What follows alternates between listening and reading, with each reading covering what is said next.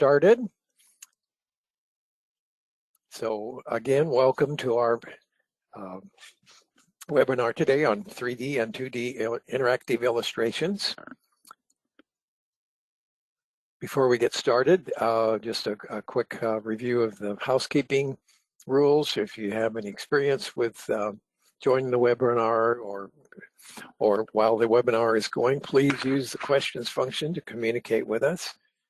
All attendees will be muted for the duration of the webinar, but we will be having a Q&A at the end where we'll address those. But associated materials with this webinar can be found on the little panel. So you can we invite you to drag and drop those to your desktop and post your questions at any time during the webinar as they come up. And then we'll have a little Q&A at the end to address all of your questions. For those of you who are not familiar with Larson Software, we're based in Houston, Texas. We're actually founded in 1984 as graphics technology experts, and so we've been doing that for well over 30 years. Almost from the beginning, we've promoted CGM usage. In the beginning, we even had a free CGM and TIFF viewer that we distributed to users. We're a member of the CGM Open Foundation. CGM Open Foundation is the one that looks after the CGM standard.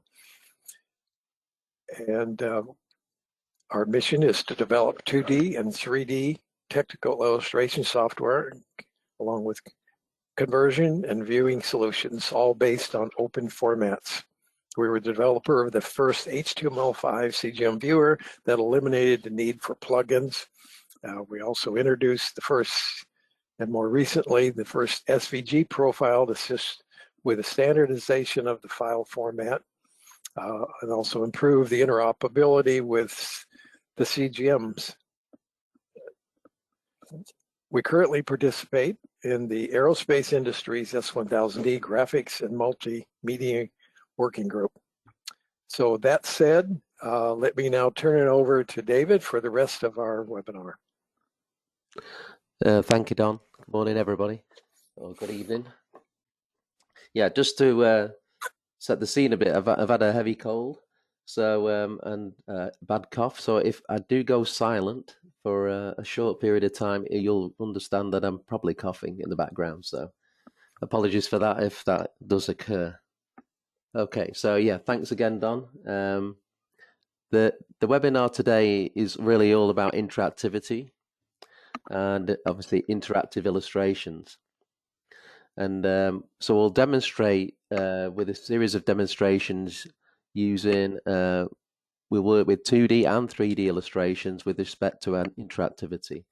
We'll also hopefully show how that benefits the end user by adding interactivity to your illustrations. And we'll talk about the different workflows for 2D and for 3D and the generation of the interactive illustration. The product demonstrations that we'll be showing VisX Edit, VisX Edit Plus, VisX Edit 3D, and we'll also be kind of showing our viewing technology. Won't be as apparent because of being web pages, but you'll be able to see how we interact, or the end user would interact with these illustrations once they're completed and once the interactivity has been added. So there'll be the 2D, which Don just mentioned, VisX View HTML5, and also there'll be 3D with VisX View 3D for viewing the 3D files. Don, you might just want to go to mute. Sorry, okay.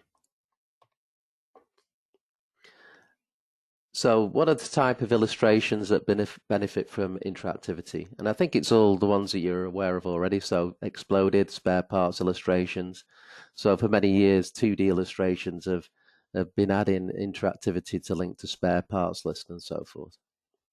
And that can be said for the same for 3D as well. And then assembly and disassembly illustrations, schedule maintenance illustrations, all these could have interactivity to link to you to various parts of the of the text, repair and overhaul, operational and instructional. So really all of these would benefit from interactivity, although the predominant one is probably spare parts illustrations. So what are the file formats involved in this?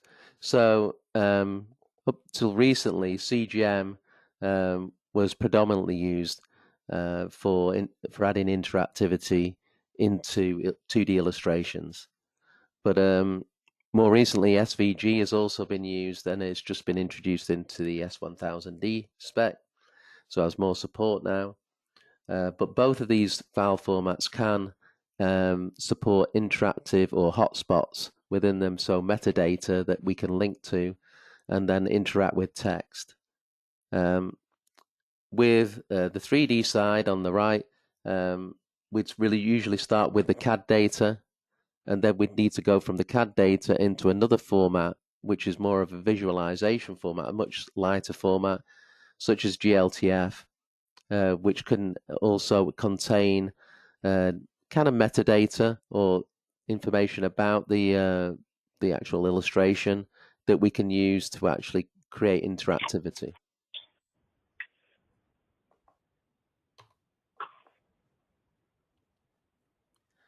So what's the general workflow? Today, mainly we would start with 3D for new illustrations, but there's obviously more often 2D existing illustrations. So we're going through really two different workflows. One is where we start with the 3D, which could be STEP or IGES files, and we work with that file and add interactivity to it, then output to the file format, the chosen file format, in our case GLTF. That goes into the CSDB, IETM, and then into some kind of 3D viewer. And on the bottom with the 2D, again, we'd get the data possibly from CAD again. We'd create a 2D illustration from the CAD data, add hotspots to that, and then obviously take that through CGM or SVG, and then the same kind of CSDB for management, IETM for display, and then a 2D viewer. So two different workflows, but the source nowadays usually would be 3D, or it would be an existing 2D illustration that we might want to amend or revise in some way.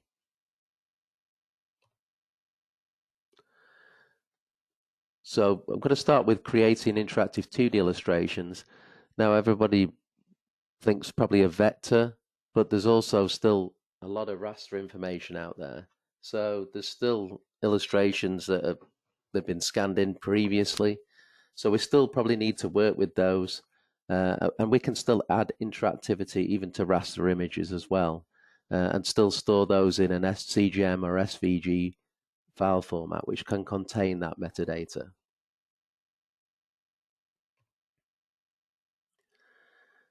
So what do we need from a file point of view to create this interactive illustration or interact with the textual information? So there's two really required files. Certainly within an IETM, an electronic manual, is you're going to need some kind of XML file or HTML file if you're not working with XML. And you're going to need your illustration, which is either in a CGM or SVG format, which contains this metadata or this hotspot information. And then we need to link the two of those together to create an interactivity between the illustration and the text, or the instructions, or the spare parts list.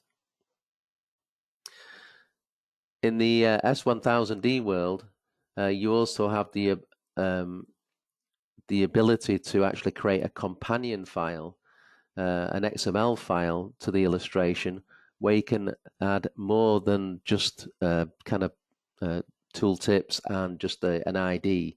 So you could, in an XML file, add more things like translations and things like that that are not possible to store within the CGM file itself.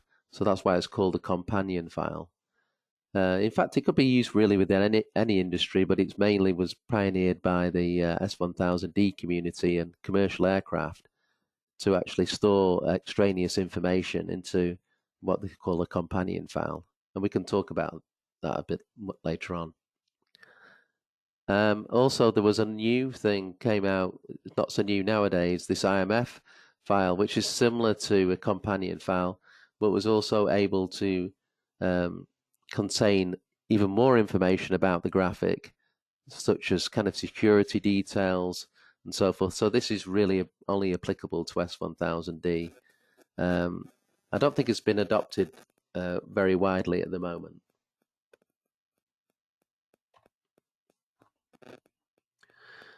So just to go in a bit more detail, so the data module or the XML file or HTML file is where we need to link to with the CGM illustration.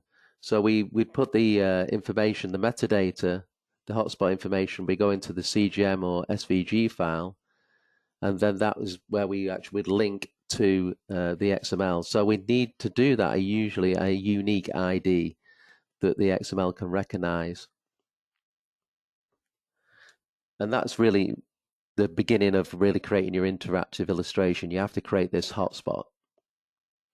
The XCF or the companion file can be quite complex to create, but we've actually got a function within Visit Setting that allows you to create that automatically. You would still need to add all the other information you want into it via an XML editor, but still, it's a lot easier. Gives you a good starting point.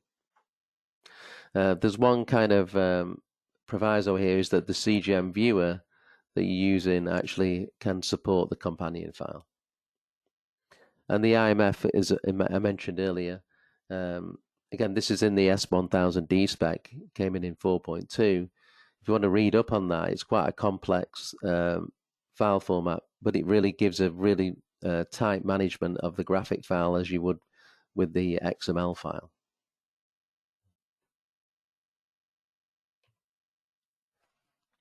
So what does this look like? So top left, you're going to see the code.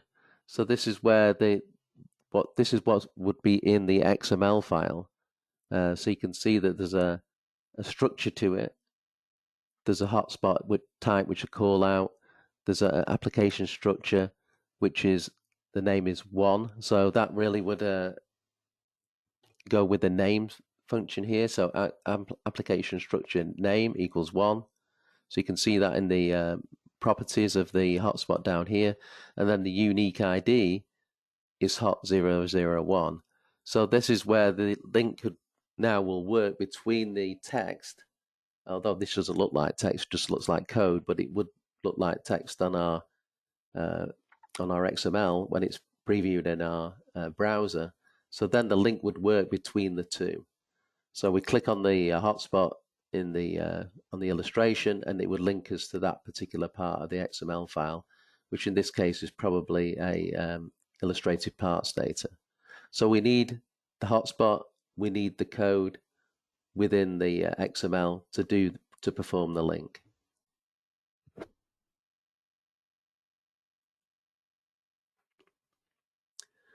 And in the companion file, it's very, very similar, is that you would see again that there's an ID for the hotspot here. And then this is, instead of, it gives you a coordinate of where the hotspot is on the page. Again, this can be linked to the XML. And this is where we could actually add further information about the file, such as a translation. So you could actually get more information when you click on it, or we could have different types of illustrations for different languages, perhaps. And I can show you a demonstration of that later.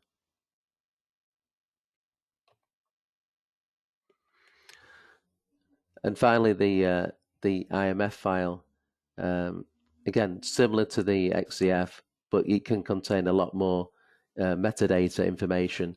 So you'll see up at the top here that it's got an ID and status. So anybody on here who understands XML would know that a data module has an ID and status. So where it is in the process, what security constraints it has. So this could also apply to the graphic as well. Like I say, I don't think this has been widely adopted, but it is there for certain projects if you need it.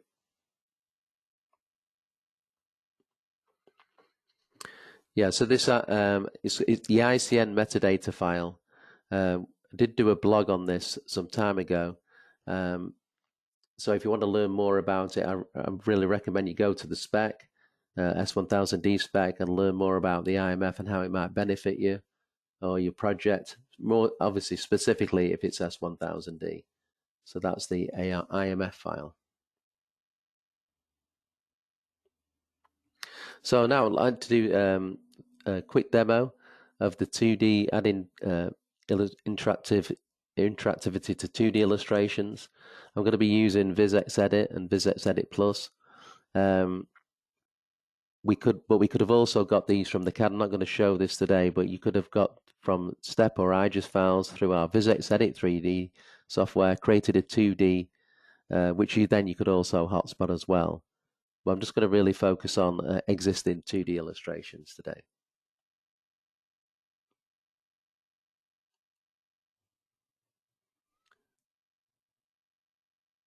So I'm showing here VisX Edit or VisX Edit Plus. Let me just show the. So this is kind of, we'll get to the end before we get to showing how you add these hotspots on. So this is already hotspotted. So if you remember back to the illustration I just showed a minute ago, or talked about with the interactivity, is that each of these is now hotspotted. So the call outs, if I just show here, we've already added the hotspots to the call outs here. So this is now the first part of, before we actually link it to the HTML or XML, is this is the part we need. So you'll notice on the left in our kind of model tree is the different hotspots on this illustration. So if I just go down and click, we should see the highlighted hotspots as we go. So I'm just trying to, there we go. So here's number one. So the name is one. And if I just right click, oops, should be able to modify. You'll see that the name is one, and there's the unique ID, which I showed you before. So you're going to need really both of these elements to actually link that to the XML to create the interactivity between the text and the graphic.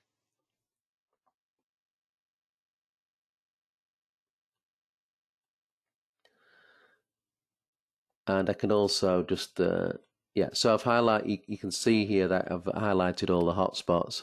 So you can do a quick check to see what's hotspotted on here. So if you've already got an illustration that you believe hotspots, one, it should populate on the tree. So if you've already got generated it in some other software, then it should still show over here. And obviously I can highlight them over here. So you can just double check they have been hotspotted. So how do I create them?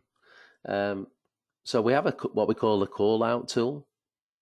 So what I can do is I should be able to just click and drag, and that will automatically add in the number. We're doing it in a circle here. So it's automatically adding that hotspot in for us via the call out tool. So I could just keep going around here, and you'll see them stacking up on the left here.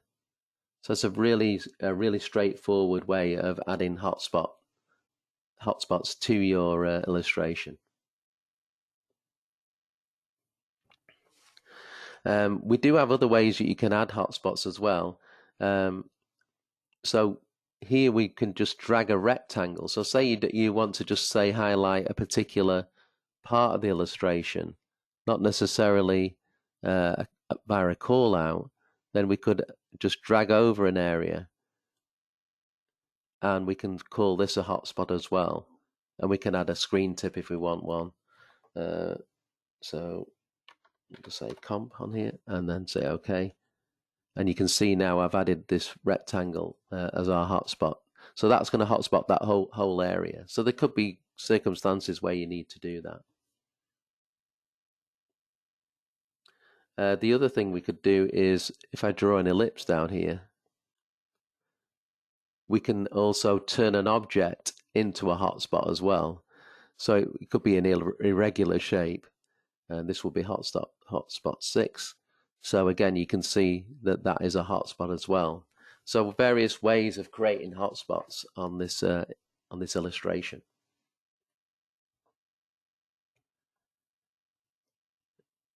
Okay, let's go to our next file. So this is a different situation where we've already got an illustration, and this is actually it's not even vector; it's raster illustration.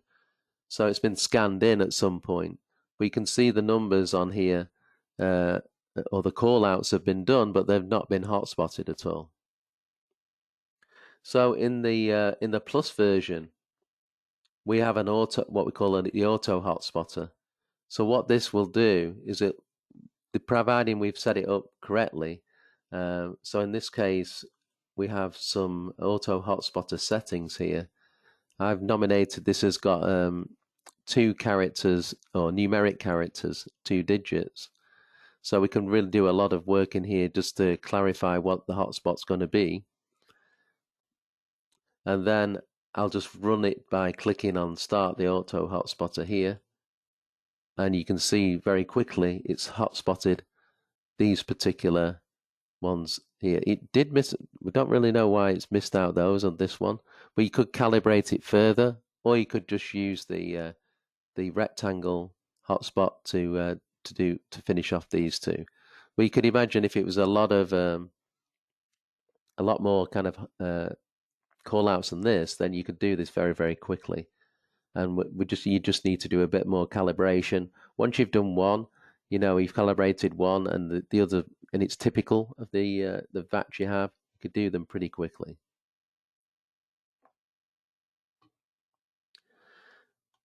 So the next part is really we need to save these illustrations out. So CGM is kind of the well-known format, which can contain hotspot information. So we could do a CGM file, or we could do SVG. Either one will work, and the hotspot will be embedded into the file, and then we could use it onwards in our when we're linking it to our XML file. So CGM or SVG, each are usable and applicable. So they both can contain the data, and also they can contain the raster data as well. So in an editable form. So either one is good.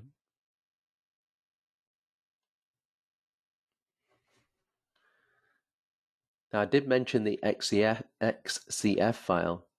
So with the XCF, we have a specific function within VisXedit and VisXedit Plus to export the XCF file. For what that will do is export all those hotspots out into an XML companion file, which then we could add to and add different information to it.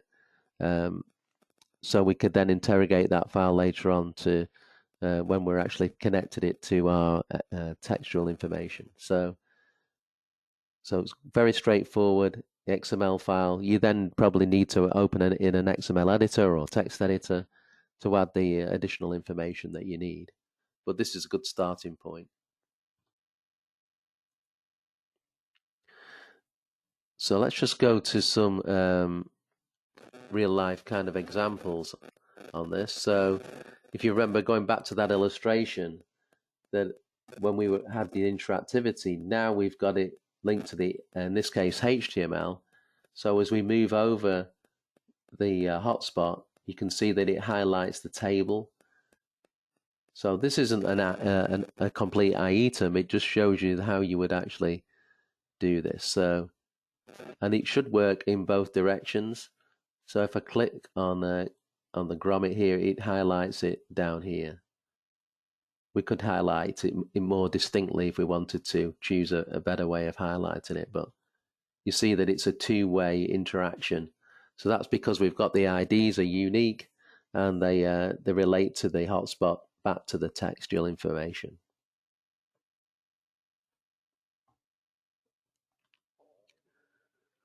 And I did mention the XCF file. So as we go across here, we can see we have an English tooltip.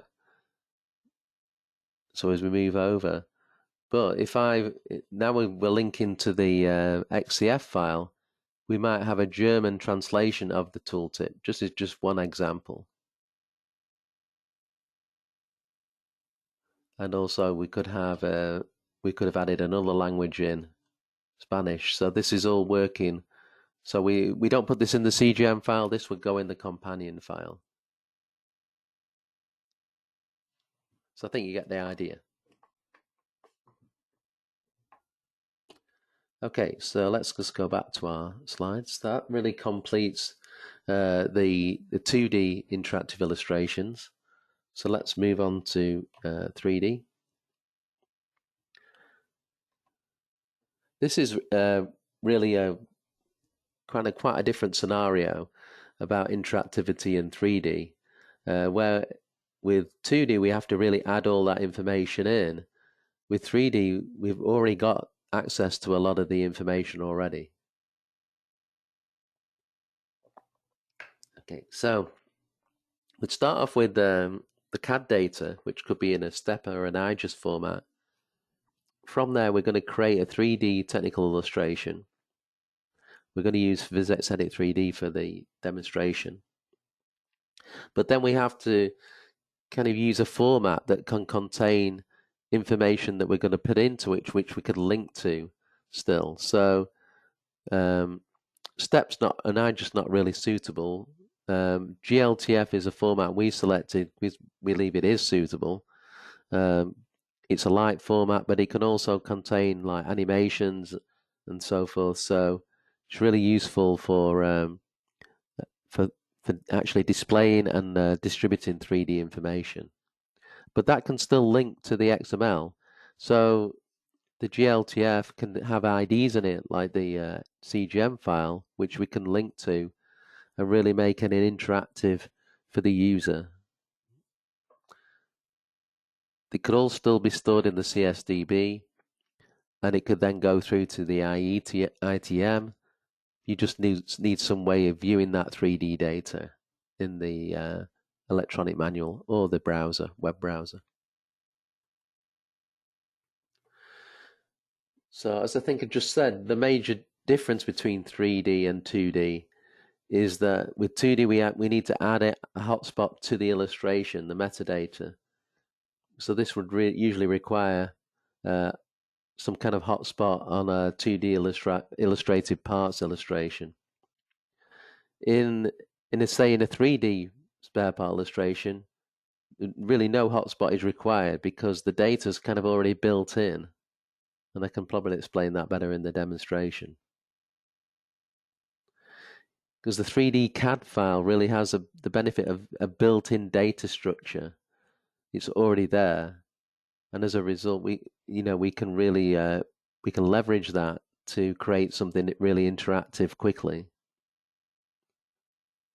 So, and also all the component details are there as well. So a description of the part, perhaps, or the bill of materials, how many parts are there. So there's additional information that we might be able to leverage as well.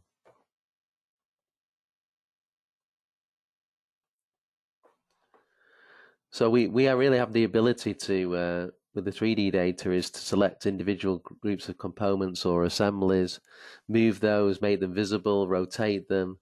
So really animate them, link to them. So we really have a full gamut of what we can do with interactivity pretty quickly within a 3D world. And then we can capture all this information and export it as a GLTF or GLB file, and then use that within our browser or viewing application. And also animations as well are possible. So really true interactivity for the user.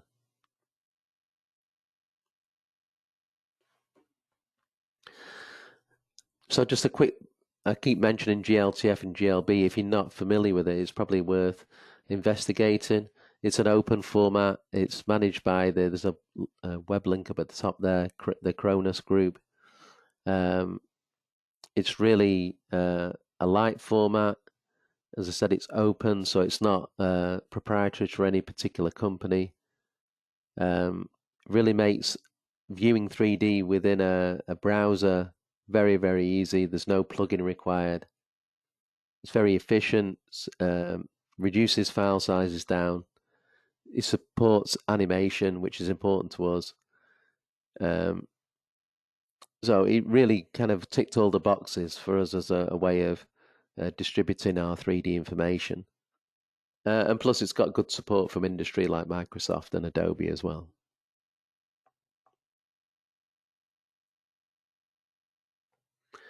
So let's move on to the final demonstration.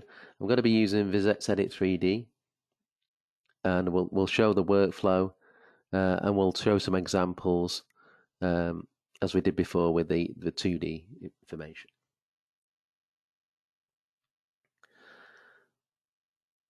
So here we have our, I've imported this already. This is just a small step file. And if I want to create an explosion of this, I can just, so this might be for a spare parts type illustration. So I can create, let's say I want a new explosion. Let's click OK. Now I can just manually pull these parts away from the main assembly. So I can just say move, and I can drag this part away, and the same perhaps on the one on the back. So I can keep exploding it out so they're all separated. So something you would probably do in the 2D world. The benefit here is I can I can shift click these and just move them. But you'll see on the right we have our model tree. So here we're not only seeing the part, but we're also seeing the part name, so other information about it. So if I click on a particular part on here, let me just say, there's the main bevel. So you can see there's almost interactivity already because I'm clicking on the part on the model tree and it's highlighting it over here. So it's kind of happening by default. So let's just drag this away. And if I want to go around the back, then I can just move this around, and then I can see the other side, and I can start to pull these away. So the actual view that I have it in is kind of a bit arbitrary. I still probably want to keep it in some kind of isometric. But you can see I can start to pull these parts away very easily. Okay, and then I'm going to save that. Okay, so that's saved. So I can, if I want to go back, I can manage it, and I can go back and I can edit it again. So I can go back. The reason we did this explosion is that I could create multiple explosions of the same model. So, which is quite nice. So let's just close this down. So the other thing, if I create another one, let's say auto in this case.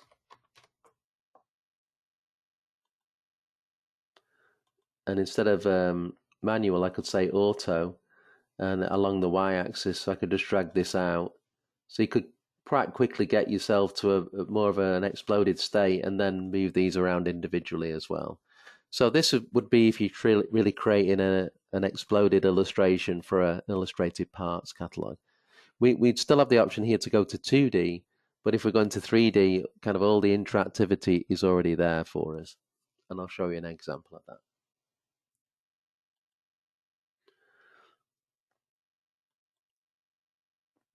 So the next part is really perhaps we want to do animation. So if I've got this illustration here, then I want to create an animation of it. I'm going to say new, and this is going to be step one. So this might be like a procedure I'm doing.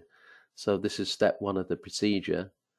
Click OK, and now when I drag this away, we're recording that step. So I don't really need to add any hotspots in again because the component really is the hotspot in its own right. I'm going to apply that, and then if I want to pull these bolts away, I'm doing the same. I'm doing the shift click, so very similar what you're doing to graphics programs.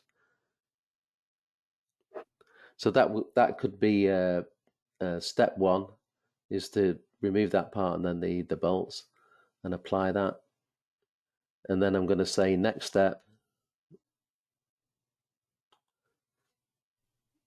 I might want to pull this part off the back. perhaps. Okay. And then I'm going to finish.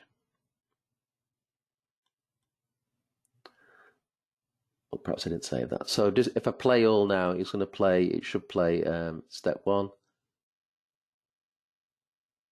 and step 2. Oh, so it has, I must put that into 3. Yeah, okay. So hopefully get the idea. Then I've now created these steps. So what that means is that these steps, when we export out now as the GLTF file, is that they will have those IDs of the steps are part of the file, which means we can link to them. So if I export out, I can choose a GLTF format, and that will have IDs in it for those steps. So you could see that I could actually then link those steps to the text. So we could click on step 1, it will perform that animation, step 2. So very, very similar to the theory of kind of 2D hotspotting, but now in a 3D world with a 3D file as opposed to a 2D. So the text really remains the same. The the code within the text might be slightly different, but in our experience, it's very, very similar to the 2D world for the XML part of it, the textual link. So very straightforward to create let's say, a procedure with the 3D animation in it.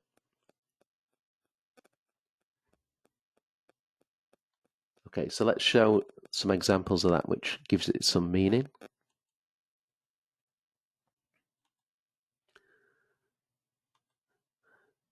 So here we've got let's just go back to.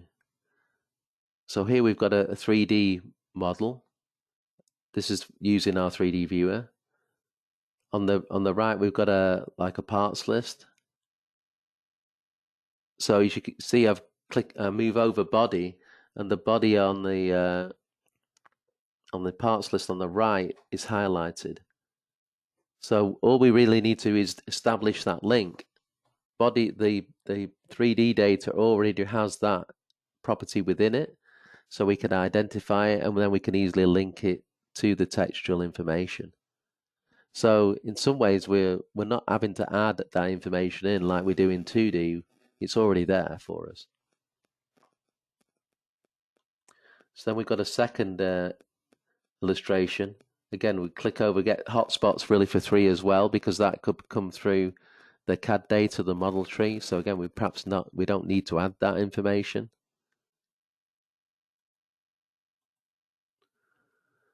And we can reorientate this as well. So, and as we move over, you can see that it highlights main tire, axle, and so forth. So, and we should actually see it in the opposite direction as well. So all this interactivity is kind of with the 3D almost for free, but you still need to do some linking to make it work. And I did mention the step procedure. So we created those steps within the animation. We now linked it. On this side is our text, and we can click on step 1, step 2, and it fades away, and then 3, and it pulls it out. So we can keep going down here. So each of these is a trigger to do something within the GLB. So it's a GLB file again.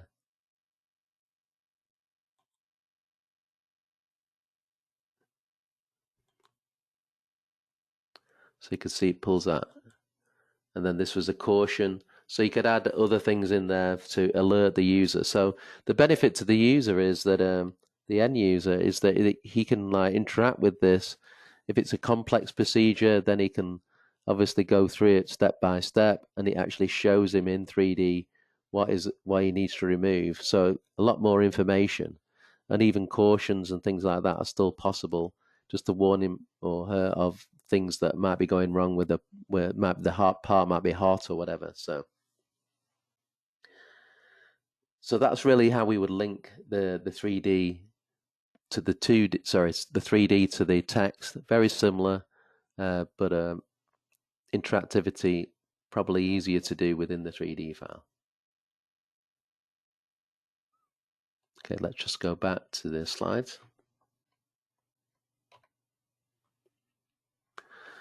So I would say using some of our technology, adding interactivity is for both 2D and 3D illustrations is quite straightforward. Um, the ease of adding hotspots in 2D um, is usually determined by the source. So when I say the source, if it's a raster file and it's a poor quality, it's going to be a lot more difficult to add hotspots than it is on a vector illustration, nice with proper text, very easy to hotspot. With raster, it can be more challenging. Adding interactivity to 3D illustrations is really aided by the structure of the CAD data. That really is a big thing for us when we're trying to create this type of illustration, that a lot of the structure is already there, because it enables us to identify components. So as the result is you can work probably a lot quicker with that data. So in conclusion, the benefits to the end user, I think they're quite evident, that the ability for the user to interact with the illustration and the text to highlight a particular part, identify the part, perhaps order the part, perhaps there's a shopping basket system. It cuts down on user error. And with the 3D, it gives them even more kind of benefits in that they can rotate around it if they can't see it properly. And animation, if they're doing something like a complex procedure, you can interact with that, go through the steps. I think that would be a really big benefit to the end user. So yeah, thank you for your attention. If you're interested in any of the products we've shown today, then please contact me or just or Don. But if you contact me, my details are there. You can evaluate any of the software we've shown today, and we'll help you through that if you need it. So with that, if there's any questions, let me just quick look. You can post them now, or if you've posted them already, we'll try and get to them.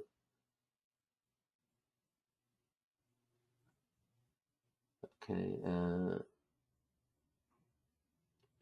Okay. So yeah, well, I think I don't know if Don can join me again. He'll have to come off mute. Yes, I'm here. Yeah, I'm not sure, but there's a question there about duplicate hotspot. Did you see that?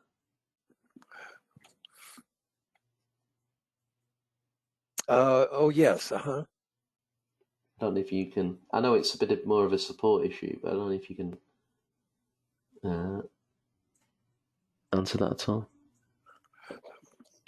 Um, Yeah, it could be like yeah, a viewer. You're saying it could be a viewer issue.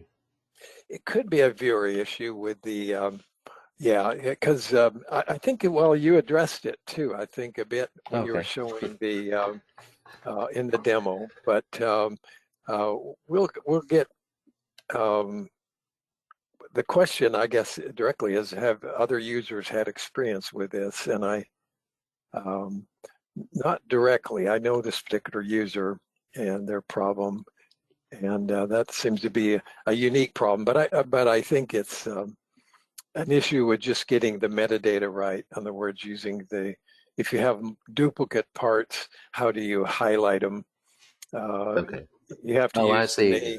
Yeah. the name attribute as Right. opposed to using the IDs, because IDs are unique. So if you have a part, if you have the part 3 times in the file, um, you have to use the name attribute, the application name attribute to highlight, and not the ID, because the ID, each one is, even though they're duplicate, they'll have unique IDs, but not unique names.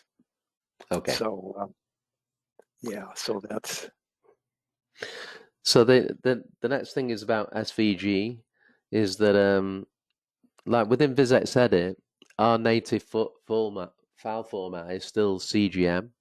So we don't have our own kind of proprietary format within VisX Edit. This is the 2D software. Um, and the reason behind that is really obviously done when he started this work years and years ago. wanted to base his software in an open format.